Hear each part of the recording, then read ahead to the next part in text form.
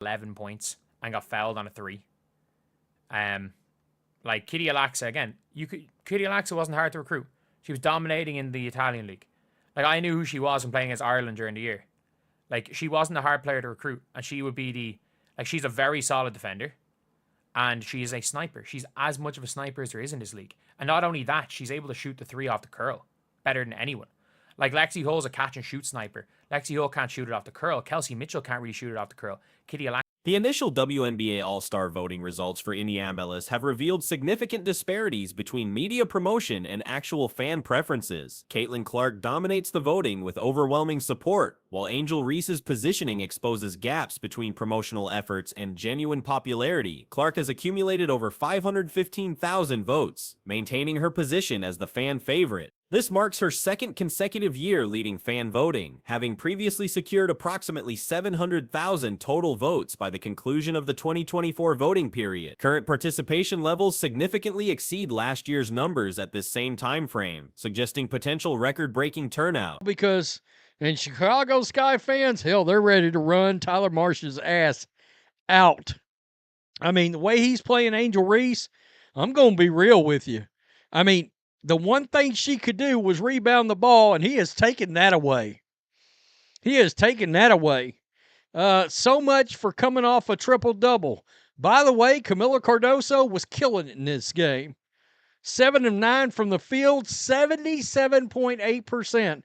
Despite extensive media coverage and branding initiatives positioning Reese as a central WNBA figure, she failed to secure a top 10 position in fan voting. Her shooting performance of 30.9% from the field ranks among the lowest for qualified players, raising questions about the disconnect between promotional narratives and on-court production. Extensive media campaigns have consistently portrayed Reese as a driving force behind the WNBA's expansion. Major publications, including Forbes, published articles highlighting her alongside other players as key growth catalysts, frequently minimizing Clark's contributions despite Clark's substantial audience numbers. Monica Cole-McCanny not even playing that much. She comes out with 6 points, running the point a bit. Well, to be fair, I say run the point a bit. She's listed a point guard. Alyssa Thomas is their point guard. Alyssa Thomas comes out with 11, 8, and 3. Doesn't really matter at this stage. The stats don't really matter with Alyssa Thomas's influence. And by the way, this team survives without Alyssa Thomas. This team is good with or without Alyssa Thomas. This team is good with or without Satu Sabli on the floor. This team is good with or without Kat Copper on the floor. This team is good no matter what. This team can run 4 undrafted rookies. Reese secured significant endorsement contracts and appeared prominently in national advertising campaigns. Her presence dominated sports media coverage, from television programs to mainstream news outlets. League official accounts regularly featured her college highlights, positioning her as the emerging superstar. Media analysis often cited her social media following as evidence of her star power and influence. However, examination reveals that much of this digital support consists of automated accounts and international followers who don't translate to ticket sales or television viewership for Chicago Sky games on WNBA League Pass. That's how a big is supposed to shoot. All right?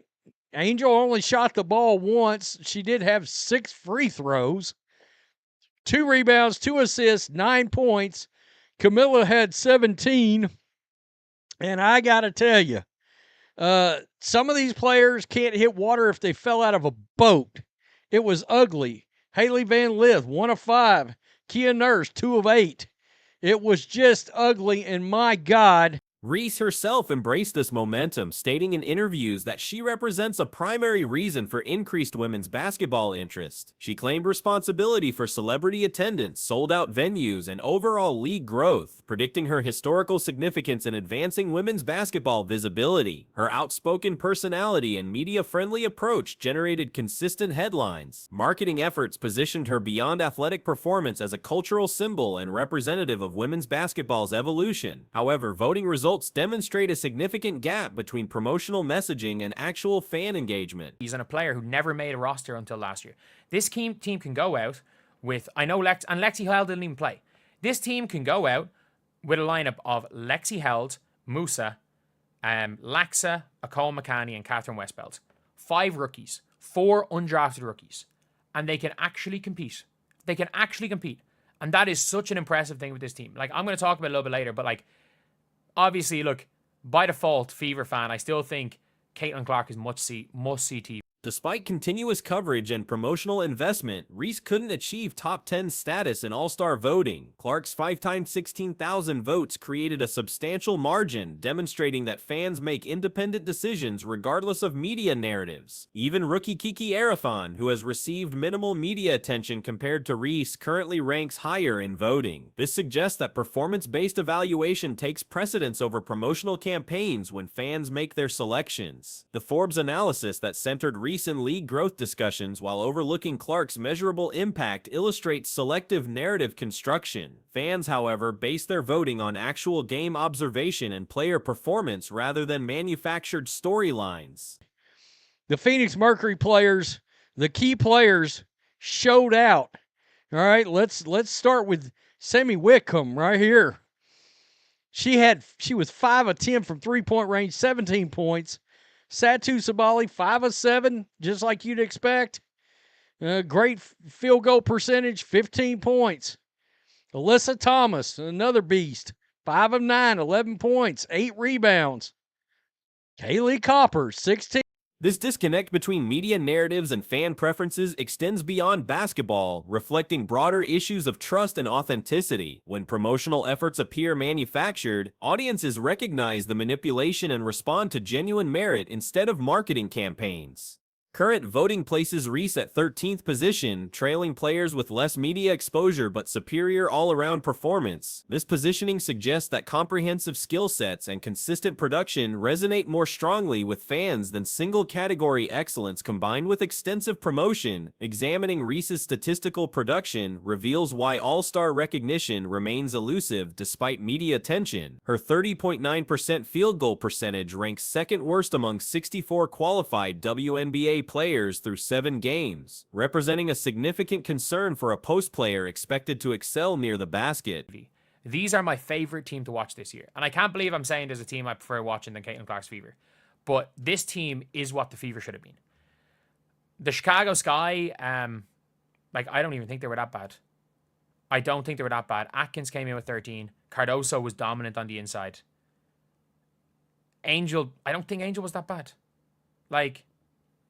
She just was anonymous. She was kind of anonymous. She had a couple of okay defensive plays which kind of pushed out on. Post players typically maintain high shooting efficiency due to proximity-based shot selection.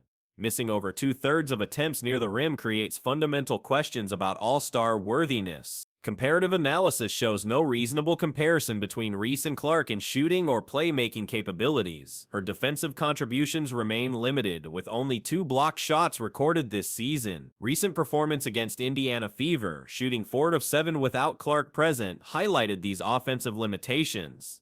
While energy and rebounding ability are evident, additional skills remain underdeveloped. Reese does lead the league in rebounds, demonstrating legitimate hustle and ability to secure missed shots through traffic navigation. However, this single-category dominance cannot offset broader offensive inefficiencies in today's WNBA environment. 15 points, 3 assists, 3 rebounds. It's a thrashing.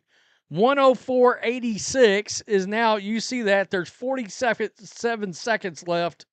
The WNBA decided to post this 3-pointer from Angel Reese on their page, and they got destroyed over it. They got destroyed. There she put up a 3, one of the ugliest shots you've ever seen in your life. Additional confrontations developed as J.C. Sheldon targeted another player, resulting in another flagrant foul call. Though some argued it represented legitimate ball-focused play, the intensity remained questionable. During the final minute of Indiana's decisive victory, Cunningham retaliated by pushing Sheldon during a scoring attempt. All 3 players, Cunningham, Sheldon, and another Sun player, received ejection. Cunningham justified her actions during post-game media availability, stating she was simply defending the WNBA's premier player. Copper and stuff. She was just anonymous.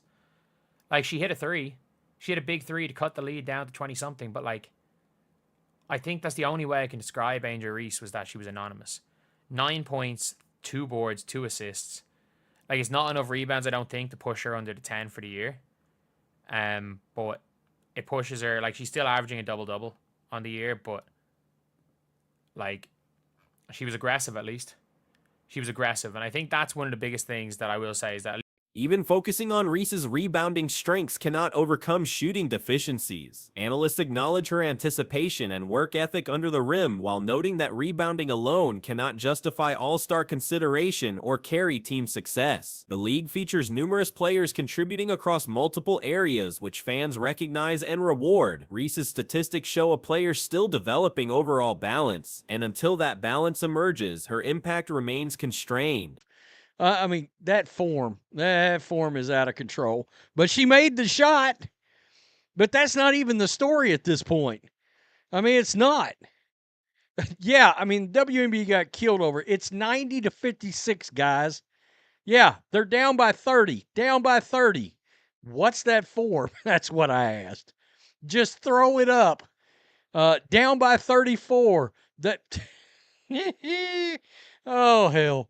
At the Current Sky record of 3-8, while Reese averages 11 points with poor shooting efficiency, further illustrates the limitations. These numbers raise fundamental questions about what truly influences All-Star voting beyond single-category production. The WNBA All-Star selection process allocates 50% weight to fan voting, with players and media each receiving 25%. This structure gives fans primary influence over starter selections, making their rejection of Reese particularly significant. These injuries was aggressive attacking the basket. She looked good on the perimeter, but like Alyssa Thomas just made a show of her. Like it's not even that much of a knock on Angel Reese at this stage, but Alyssa Thomas is just that level of player. She's just that level of player, and the Sky are just not. Like, I think the Sky in general are just not. Sorry, I'm just gonna put on a fan. It's way too hot here. They're not at a. Despite this fan advantage, Reese couldn't achieve top 10 status. Clark's 516,000 votes more than tripled Reese's 73,000 total, creating a massive gap between media promotion and actual fan preference. Fan voting continues through the 28th, with final starter determination combining all three voting categories. The media vote component may provide Reese's best opportunity for selection given extensive promotional support from major outlets. This year's results expose fundamental disconnects between league promotion strategies and fan values. Despite months of positioning Reese as the next major star, fans prioritized performance over headlines and focused on game impact rather than promotional campaigns. The moment they're down by 34, miracles happen. I mean, this is teams that allowed at least 16 three-pointers in a game this season. Chicago Sky has done it 3 times. All other teams in the entire freaking league 3 times. Wow. Combined. And these fans are hissed.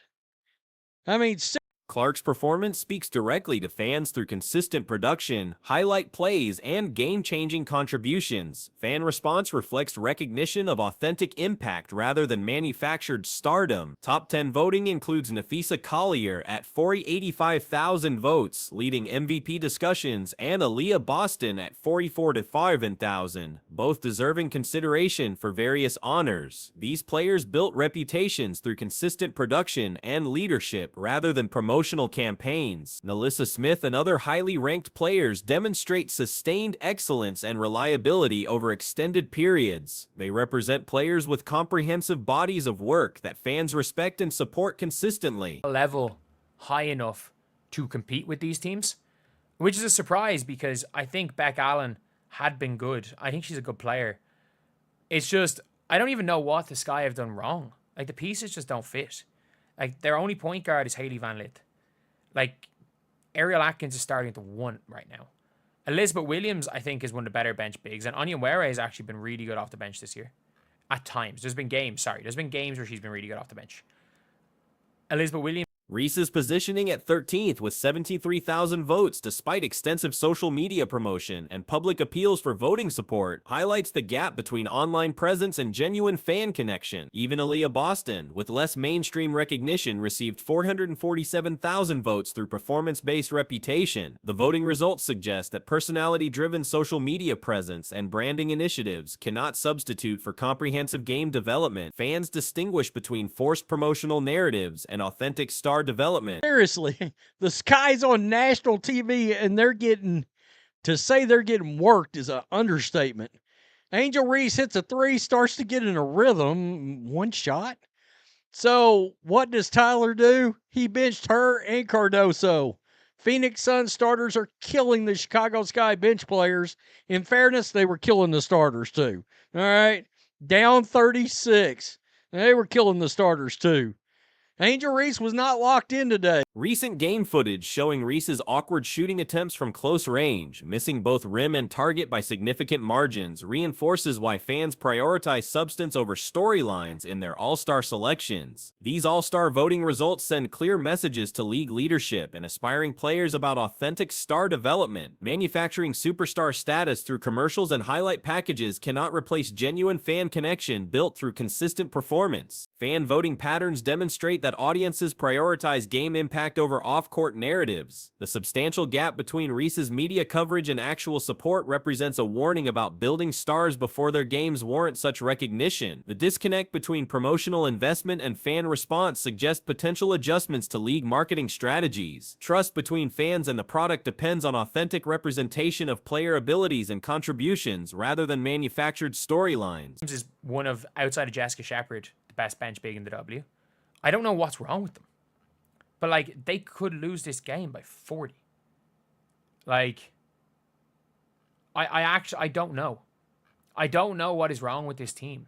Because today it wasn't even, I don't even think that this was an effort thing.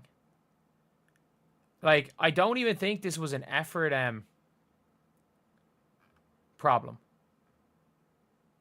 But, Current voting results are completely accurate, positioning Reese as the 13th most popular WNBA player. This ranking likely eliminates starter consideration for the All-Star game, which aligns with questions about regular season starting qualifications based purely on performance. These results transcend individual player evaluation, representing broader questions about fan values and league direction.